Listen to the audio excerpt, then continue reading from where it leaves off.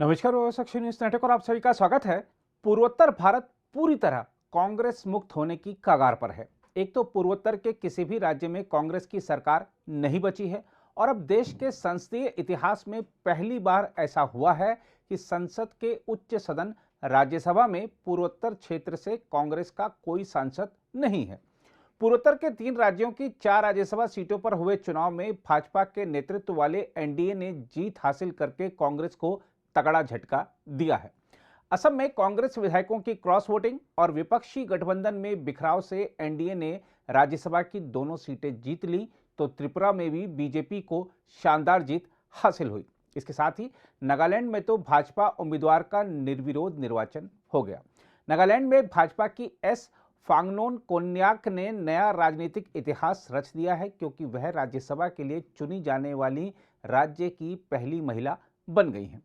असम की बात करें तो वहां सत्तारूढ़ राष्ट्रीय जनतांत्रिक गठबंधन यानी एनडीए के 2 उम्मीदवार भारतीय जनता पार्टी के पवित्र मार्गरीटा और यूपीपीएल के रंगरा नरजारी राज्यसभा के लिए निर्वाचित हुए हैं, जबकि कांग्रेस प्रत्याशी और निवर्तमान सांसद रिपुन बोरा विपक्षी सदस्यों द्वारा दूसरे उम्मीदवार के पक्ष में वोट करने के कारण चुनाव हार गए।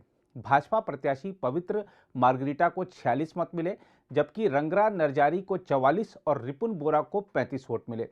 पवित्र मार्गरीटा की जीत तय मानी जा रही थी, लेकिन रंगरा नरजारी की जीत कांग्रेस के लिए बड़ा झटका है।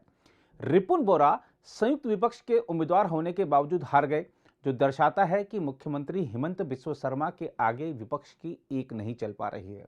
हम आपको बता दें कि असम विधानसभा के सभी 126 विधायकों ने मतदान किया और एक मत अमान्य पाया गया। असम विधानसभा की दलीय स्थिति पर नजर डालें तो सत्तारूढ़ एनडीए के पास 89 सीटें हैं, जिनमें से भाजपा के पास 63, एजीपी के पास 9 और यूपीपीएल के पास 7 सीटें हैं। सदन में विपक्षी सदस्यों की संख्या 47 है, जिनमें से कांग्रेस के 27, एआईयूडीएफ के 15, बीपीएफ के 3 और माकपा का 1 सदस्य है, जबकि 3 विधायक निर्दलीय हैं। विपक्षी बीपीएफ ने राज्यसभा चुनाव में एनडीए को समर्थन की घोषणा कर दी थी, हालांकि उसका अभी तक औपचारिक रूप से एनडीए के साथ राजनीतिक गठबंधन नहीं हुआ है। विपक्षी दलों ने पहले घोषणा की थी कि वे सर्वसम्मति से कांग्रेस उम्मीदवार का समर्थन करेंगे, लेकिन रिपुन बोरा को 35 मत मिलने से संकेत मिलता है कि विपक्ष के 7 विधायकों ने एनडीए उम्मीदवारों के पक्ष में मतदान किया है। इस बीच खबर है कि कांग्रेस के 2 विधायकों शशिकांत दास और शर्मन अली अहमद को पार्टी से निलंबित कर दिया गया है। शशिकांत दास ने पहले ही ऐलान कर दिया था कि वह एनडीए उम्मीदवारों के लिए मतदान करेंगे। इसके साथ ही कांग्रेस ने करीमगंज दक्षिण से विधायक सिद्दीकी अहमद को पार्टी के मुख्य सचेतक वाजिद अली चौधरी द्वारा जारी 3 लाइन के व्हिप की जानबूझकर अवज्ञा करने के लिए तत्काल प्रभाव से पार्टी की प्राथमिक सदस्यता से निलंबित कर दिया है। कांग्रेस ने कहा है कि सिद्दीकी अहमद ने वोट करते वक्त जानबूझकर अंक की बजाय शब्द में लिखा, जिससे उनका वोट अमान्य घोषित कर दिया गया। हम आपको बता दें कि राज्यसभा चुनाव के लिए मतदान गुरुवार को हुआ और मतगणना शाम 5 बजे शुरू हो गई थी, लेकिन 5 विधायकों के खिलाफ कांग्रेस की शिकायतों के कारण इसमें देरी हुई। मतगणना आखिरकार रात 10:30 बजे शुरू हुई और देर रात तक चलती रही। मतगणना के दौरान सभी प्रत्याशी और उनके एजेंट मौजूद रहे।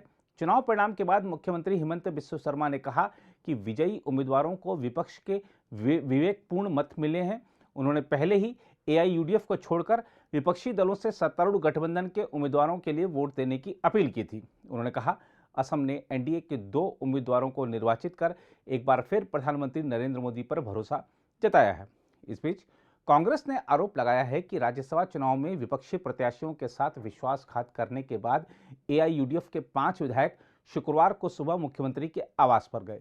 पार्टी के प्रवक्ता मंजीत महंत ने कहा, सोनई से विधायक करीमुद्दीन बरभुइया, बदरपुर से अब्दुल अजीत, चेंगा से अशरफुल हुसैन, जानिया से हाफिज रफीकुल इस्लाम और धींग से अमीनुल इस्लाम को सुबह 6 बजे शर्मा के आवास में प्रवेश करते हुए देखा गया और वे सुबह करीब 8:30 बजे वहां से बाहर आए।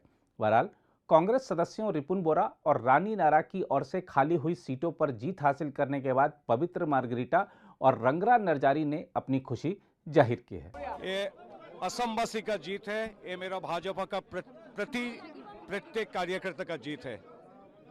असमवासी का जीत है, भाजपा कार्यकर्ता का जीत है।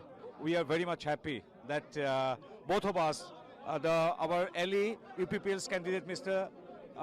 Rangaura and me both won the 2 seats from Assam. बहुत अच्छा लगा, बड़ी जिद है और मैं इस मौके पर असम का chief minister doctor Himanta Biswa Sharma को मैं धन्यवाद देना चाहूँगा।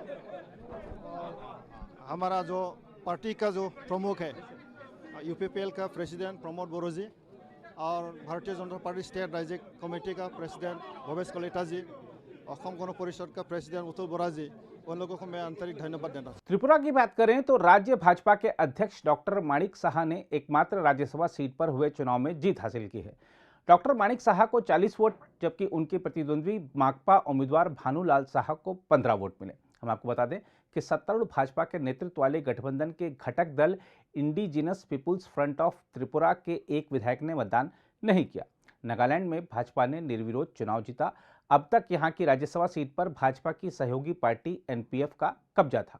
जहां तक पूर्वोत्तर की राजनीति में भाजपा और एनडीए के बढ़ते दबदबे की बात है तो हालिया मणिपुर विधानसभा चुनाव में भाजपा ने स्पष्ट बहुमत हासिल कर दोबारा सरकार बनाई है। इसके अलावा नागालैंड, असम और मणिपुर में आफ्सपा के तहत आने वाले अशांत क्षेत्रों को घटाया जाना दर्शाता है कि पूर्वोत्तर में शांति स्थापित करने के प्रयास रंग ला रहे हैं। हालिया वर्षों में उग्रवाद खत्म करने के लिए किए गए कई समझौतों, सुरक्षा स्थिति में सुधार और तेजी से हुए विकास के कारण पूर्वोत्तर का कायाकल्प हो गया है। साथ ही आफ्सपा के तहत आने वाले क्षेत्रों की संख्या में कमी होने से स्थानीय लोगों की बरसों पुरानी मांग भी पूरी हुई है। अगर आप भी लेना चाहते हैं देश दुनिया की तमाम जानकारी तो आज ही सब्सक्राइब करें हमारे चैनल को। साथ ही नीचे दिए बेल आइकन को जरूर दबाएं ताकि हर अपडेट आप तक पहुंच सके।